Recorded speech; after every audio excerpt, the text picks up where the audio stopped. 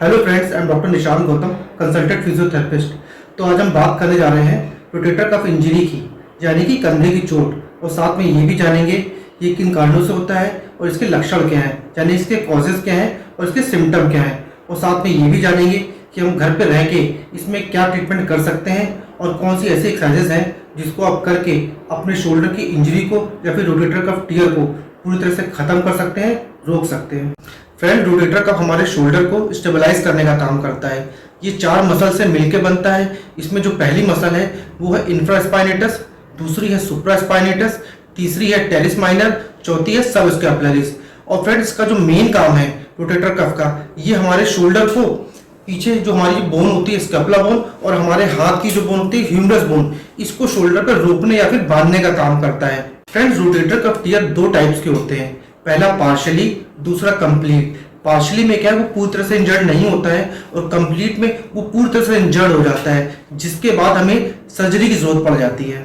तो फ्रेंड्स, आइए जान लेते हैं इसके सिम्टम क्या है, इसके लक्षण क्या है।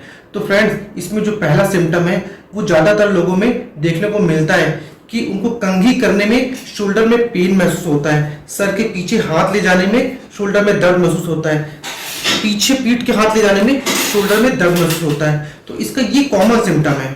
उसी तरह इसका जो दूसरा सिम्टम है वो ये है कि हमें शोल्डर पे टक टक की या फिर कट कट की आवाज़ अक्सर सुनाई देती है। उसी तरह इसका जो तीसरा सिम्टम है वो ये है कि हमारे शोल्डर पे काफ़ी वीकनेस महसूस होने लगती है और हमें कोई भी भारी सामान उसको लिफ्ट करने में या फिर ऊपर उठाने में काफ़ी प्रॉब्लम फेस करनी पड़ती है। उसी तरह इसका जो चौथा सिम्टम है वो बहुत ही कॉमन है, आप लोग इसको फील करते होंगे। ये क्या है कि आप जब भी आपको शोल्डर में पेन रहता है, आप उसको इग्नोर करके आप रोजमर्रा के काम लगातार करते रहते हैं, जिसके कारण अगर वो पार्शियली टियर है तो पूरी तरह से कंप्लीट टियर में बदल जाता है। उसी तरह पांचवा और आखिरी सिम्टम ये है कि इसका जो पेन है वो दिन के मुकाबले आपको रात में ज़्यादा महसूस होगा। तो फ्रेंड्स, आइए जान लेते हैं इसके कॉजेज क्या हैं, इसके कारण क्या हैं। इसमें जो पहला कारण है वो है एक्यूट इंजरी, यानी कि जल्द ही लगी कोई चोट, जिसके कारण भी हमें रोटेटर कफ इंजरी हो सकती है। उसी तरह इसका जो दूसरा कारण है वो है ओवर यूज, यानी किसी भी काम को बहुत ज़्यादा लगातार कर लेना, उसके कारण भी हमें रोटेटर कफ इंजरी हो सकती है। इसका जो तीसरा कारण है वो है डिक्रीज ब्लड फ्लो, यानी खून का बहाव कम हो जाना, जिसके कारण भी हमारे रोटेटर कफ में पेन बन सकता है या फिर हो सकता है। इसका चौथा और आखिरी कारण है अर्थराइटिस। बहुत से लोगों में अर्थराइटिस की प्रॉब्लम देखने को मिलती है, जिसके कारण उनके शोल्डर में बोन स्पर की प्रॉब्लम डेवलप हो जाती है और हड्डी आपस में रगड़ने लगती हैं, जिसके कारण भी हमें रोटेटर कफ इंजरी या फिर रोटेटर कफ टियर हो सकता है। तो फ्रेंड्स, आइए जान लेते हैं इसके ट्रीटमेंट क्या है कि हम घर पे ही रह के अपने शोल्डर की इंजरी को या फिर रोटेटर कफ टियर को खुद से ही घर पे कैसे ठीक कर सकते हैं। तो इसमें सबसे पहले आपको क्या करना है, जब भी आपको कोई भी शोल्डर में इंजरी होती है तो आपको सबसे पहले बर्फ की सिकाई शोल्डर पे आपको कर लेनी है, यानी कि कोल्ड पैक से आपको शोल्डर पे सिकाई कर लेनी है। और ये दिन भर में आपको 2-3 बार करनी है, जिसकी वजह से आपको शोल्डर पे किसी भी तरह का कोई ब्लड क्लॉट नहीं होगा और किसी भी तरह की कोई स्वेलिंग ना आए। उसी तरह फ्रेंड, आपको अपने अफेक्टेड हाथ को रेस्टिंग पोजीशन में रखना है, इससे कोई भी काम नहीं करना है, ताकि ऐसा ना हो कि पेन की फ्रिक्वेंसी और बढ़ जाए और स्वेलिंग भी बढ़ने लगे और धीमे धीमे इंजरी और डेंजरस रूप ना ले ले।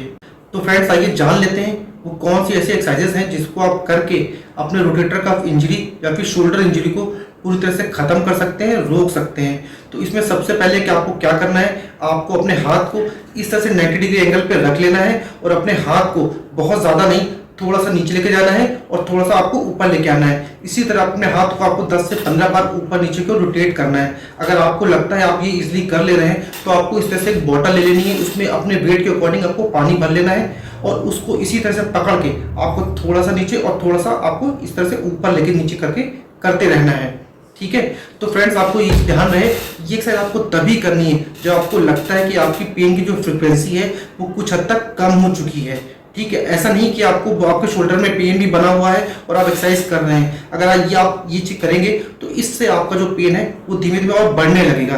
तो इसीलिए ध्यान रहे, जब शोल्डर में पेन की फ्रिक्वेंसी थोड़ी सी कम हो जाती है तभी आपको ये एक्सरसाइज करनी है। उसी तरह फ्रेंड, दूसरी एक्सरसाइज में आपको अपने दोनों एल्बोज को इस तरह से ऐसे यहाँ पे फिक्स कर लेना है और अपने दोनों हाथों को इस तरह से बाहर लेके जाना है अंदर लेके आना है, बाहर लेके जाना है, अंदर लेके आना है। और एक बात का विशेष ध्यान रखना है आपको कि अपने हाथों को जब बाहर लेके जाते हैं तो आपको पेन महसूस नहीं होना चाहिए। जहां पर भी आपको पेन होता है आपको उसके आगे नहीं लेके जाना है, उससे कम रेंज पर ही आपको इस तरह से मूवमेंट करना है। तो फ्रेंड्स, ये दोनों ही एक्सरसाइज दिन भर में आपको 2 बार करनी है और एक बार में इसके 5 से 10 सेट कर सकते हैं। और जो इसमें सेट्स में पर सेट आपको कम से कम 10 रेपिटेशन करनी है, बहुत ज़्यादा एक्सरसाइज नहीं करनी है। और स्पेशली आपको दिन भर में 2 बार तो करनी ही करनी है। Thank you.